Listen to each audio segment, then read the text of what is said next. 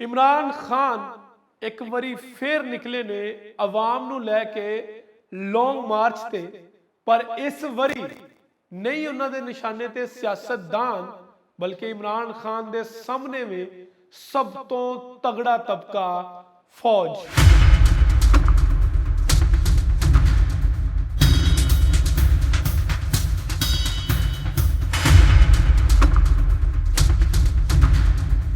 सत श्री अकाल, नमस्कार ते अस्सलाम वालेकुम। तुसीं वेख रहे हो इंडोज टीवी आस्ट्रेलिया। नाज़रीन, पाकिस्तान की तारीख दे विच सब तो वड्डा लॉन्ग मार्च किया जा रहा है कि इमरान खान जड़े ने वो इस्लामाबाद वाल कढ़ रहे ने।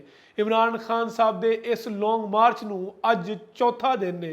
लाहौर तो निकलन वाला ये लॉन्ग मार्च इस्लामाबाद तक जाएगा तो इस लॉन्ग मार्च नूं रोकन लई हकूमत, फौज, रेंजर सारे इदारे एक पेज से ने, लेकिन इमरान खान दे कोल वे आवाम दी ताकत।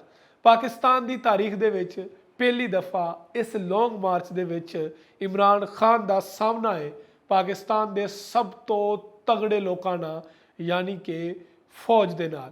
इमरान खान साहब ते फौज एक वारी फिर आमने सामने आई है तो आख्या जा रहा है कि इस वारी जित जड़ी है वो आवाम दी होएगी, वो इमरान खान दी होएगी। पर इस लॉन्ग मार्च की वजह तो अगे जाके की होएगा, ये लॉन्ग मार्च खूनी इनकलाब च बदलेगा नहीं बदलेगा, ये लॉन्ग मार्च मुज़ाकरात दे नाल ख़त्म होएगा कि नहीं होएगा। सब तो पहले असी जानने की कोशिश करते हैं कि लॉन्ग मार्च होया क्यों है। इमरान खान साहब जड़े कि अदम एतमाद की तहरीक तो बाद ये कहते नज़र आए कि एक गैर मुल्की साजिश यानी कि अमेरिकन साजिश की वजह तो उन्होंने डिसमिस किया गया, उन्होंने हुकूमत चो फारग किया गया। तो उस तो बाद खान साहब ने मुतालबा किया कि अगर मेरी हुकूमत अवामी नहीं है तो इस वक्त इलैक्शन करवाए जान। इलैक्शन नहीं होंगे। फिर खान साहब वो 7 सीटां जिन्होंने 7 सीटां के उपर दोबारा इलैक्शन होने सी, उन्होंने तो 7 सीटां तो इलैक्शन लड़ते हैं तो 6 सीटां तो इलैक्शन जित के एक बारी फिर साबित करते हैं कि आवाम की ताकत, वोट की ताकत उन्होंने नाल है। उस तो बाद खान साहब जोड़े है उन्होंने इलैक्शन कमीशन तोशाखाना केस के विच यानी कि गैर मुल्कियों वालों मिलने वाले तोहफिया के जाती इस्तेमाल तोहफे लियान के केस इमरान खान साहब को नाअहल कर दिए। इलैक्शन कमीशन नाअहल कर दी है तो सुप्रीम कोर्ट दोबारा इलैक्शन लड़न की इमरान खान साहब को इजाजत दिंदी है। तो खान साहब फिर ऐलान करते हैं कि वो उन्होंने लोगों के खिलाफ लॉन्ग मार्च करेंगे जिहड़े कि इस मुल्क के मीर सादिक तो मीर जाफर ने यानी कि गद्दार ने। उस तो बाद पाकिस्तान की तारीख च पहली बार फौज कर दी है प्रेस कॉन्फ्रेंस। DGISPR तो DGISI बैठते हैं तो प्रेस कॉन्फ्रेंस करके इमरान खान के उपर खुल्लम खुल्ला तनकीद करते हैं कि कोई भी शख्स जिहड़ा हैगा वो सानू गद्दार नहीं कह सकता। उस तो बाद फौज जिहड़े है वो एक्सप्लेनेशन दिंदी है कि इमरान खान साहब ने यह गल आखी सी कि सानू फौजियां नू एक्सटेंशन जिहड़ी है वो देनी चाहिए ताकि अगला इलैक्शन वो जित सकन। खान साहब इस बयान की तरदीद करते हैं। खान साहब आखते हैं कि फौज ने उन्होंने खिलाफ झूठ बनिया है। उस तो बाद फौज तो इमरान खान आ जाते हैं आमने सामने।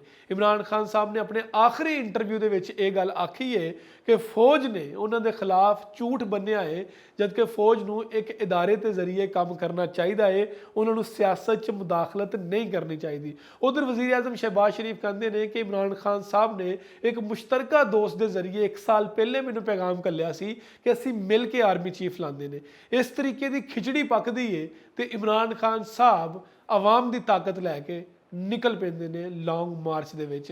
इस लॉन्ग मार्च का मकसद जल्द अज जल्द इलैक्शन करवाना है, जबकि दूसरी तरफ लोग जड़े ने वो आखते पे ने कि खान साहब को मुज़ाकरात वाल जाना चाहिए है, जबकि बहुत सारे लोग ये कहते हैं कि इस हुकूमत के खिलाफ जिहड़ा ताकत की हुकूमत है ये खिलाफ इनकलाब का अलम बुलंद करना चाहिए है। हुण इस लॉन्ग मार्च के नतीजे की निकलणगे, इस लॉन्ग मार्च के रिजल्ट्स के निकलणगे, ये हले तक कोई पता नहीं। पर लोगों की एक वड्डी तादाद जिहड़ी है वो जा रही है इस्लामाबाद वाल। तो पाकिस्तान के सारे मीडिया पैमरा ने Pakistan electronic media regulatory authority जिहड़ी है ਉਹਨੇ ਪਾਬੰਦ ਕੀਤਾ ਹੈ ਸਾਰੇ ਚੈਨਲਸ ਨੂੰ ਕਿ ਤੁਸੀਂ ਇਹ ਲੌਂਗ ਮਾਰਚ ਜਿਹੜਾ ਹੈ ਇਹ ਨਹੀਂ ਵਿਖਾਉਣਾ ਹੈਗਾ, ਇਹਦੀ ਕਵਰੇਜ ਨਹੀਂ ਦੇਣੀ ਹੈਗੀ। ਇਸ ਲਈ ਇਹ ਲੌਂਗ ਮਾਰਚ ਜਿਹੜਾ ਹੈਗਾ ਇਸਲਾਮਾਬਾਦ ਵੱਲ ਰਵਾਂ ਦਵਾਂ ਹੈ, ਪਰ ਇਹਨੂੰ ਕੋਈ ਵੀ ਚੈਨਲ ਨਹੀਂ ਦਿਖਾ ਰਿਹਾ। ਵੇਖਦੇ ਰਹੋ ਇੰਡੋਜ਼ ਟੀਵੀ ਆਸਟ੍ਰੇਲੀਆ।